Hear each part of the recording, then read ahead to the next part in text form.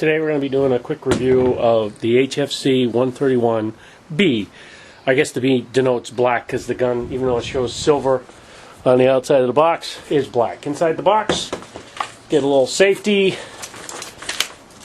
sheet, a very ambiguous layout on how to use the gun, and one section, which I'm going to bring to your attention right away, I don't know if you can see it, shows how to adjust the rear sight back and forth for windage or elevation. But, as you notice on the gun, there is no rear sight, no spot for it.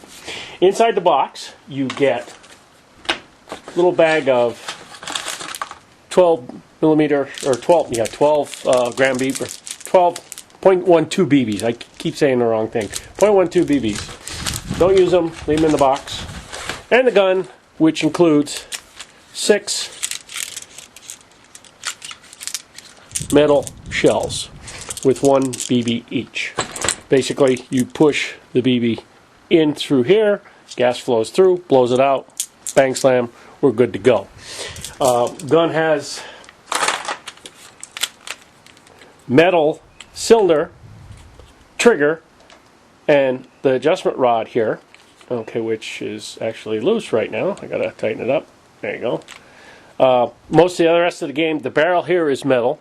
The frame, though, is plastic, and plastic here. Hammer is metal too, so it's an interesting offset weight. Some plastic, some metal, compared to like the wind gun version of this.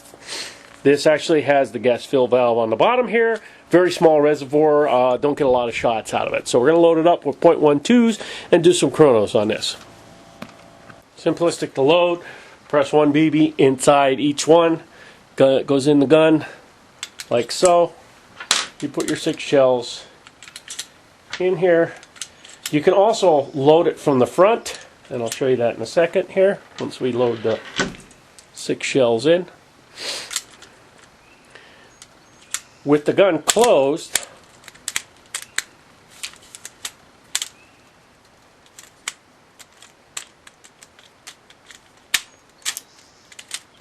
it's a little flimsy. This piece here keeps coming apart, which is the cylinder holder.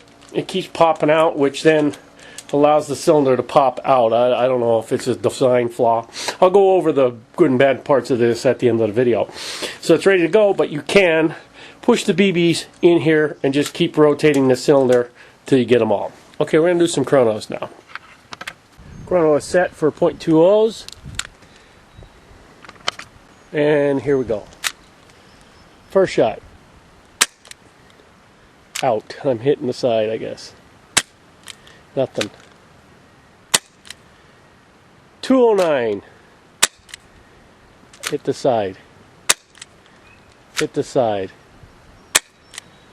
Hit the side. 181. That was it. Okay, we're going to try this again. I'm holding this by hand because I took the tripod in the house. I did load up 6 shots.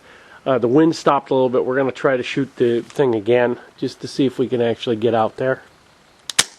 I'm missing.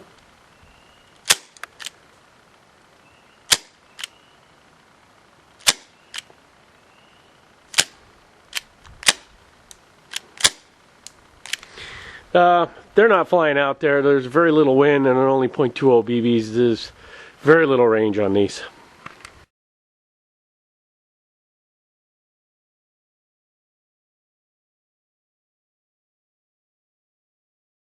Okay, we're going to do this handheld now.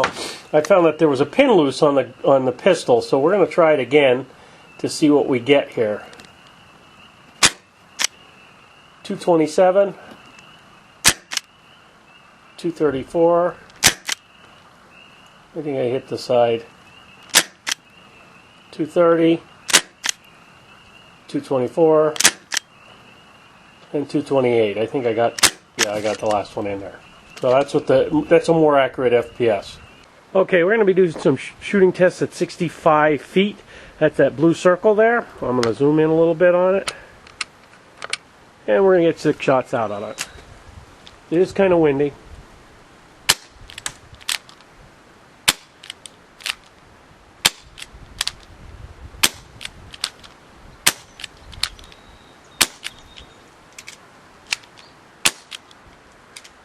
Okay, we're going to try this again. I'm holding this by hand because I took the tripod in the house.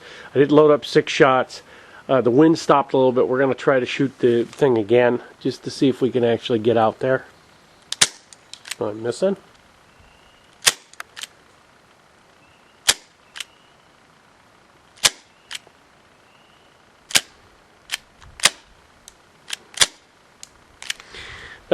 They're not flying out there. There's very little wind and only .20 BBs. There's very little range on these.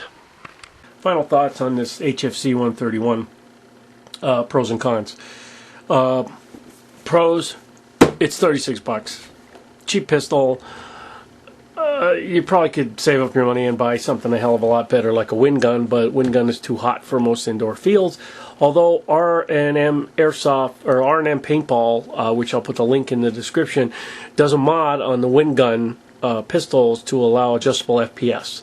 So that might be something to look into if you're really into a revolver. Cons on this. Plastic, most of it. It's a little flimsy. I found that this rod was bent. I bent it back, and now it's actually, when you pull the trigger, it's actually rotating the cylinder right. Wasn't doing that before, and then you got the FPS is up to 240, roughly 240 with 2 O's. So that's how they're getting to 300 FPS is with 1.2s. Basically, it's an okay gun. For 36 bucks. Would I spend any more on it? Probably not. I did buy some extra shells with it just in case I lose them. But for 36 bucks, and if you wanted something just for looks, it shoots close range. It would work. It's equatable with that other ASG one that I had for $40, which shoots about just as good. Small gas reservoir. You get about 12 rounds out of it before it starts going lower, but my opinion is that you don't need the extra shells. Just keep loading them into the front here like I was doing. It's a hell of a lot easier, a lot quicker to do too, and you don't have to keep taking the cylinder in and out. This is probably cheaper in other places. I'll put the link to where I got it from, which is Evite, and I think it's cheaper on other sites, but just something to look into. If you're looking for a cheap revolver just for looks, for very close gameplay, yeah, this might do the job, because the wind gun is a little bit hotter. Think of the wind gun as like the king of the revolvers. The CO2 version that they have, the M702 that I did a review of, is an incredible gun. Shoots incredibly hard and gets really good range. The only thing is the FPS is a little daunting. Most of the other CO2 pistols are basically the same thing revolver wise, but as far as gas revolvers go, this one, like that ASG version, is on the really low end, and you get what you paid for. Maybe you could find something in the middle of the road between that's a gas revolver and have a good time with it.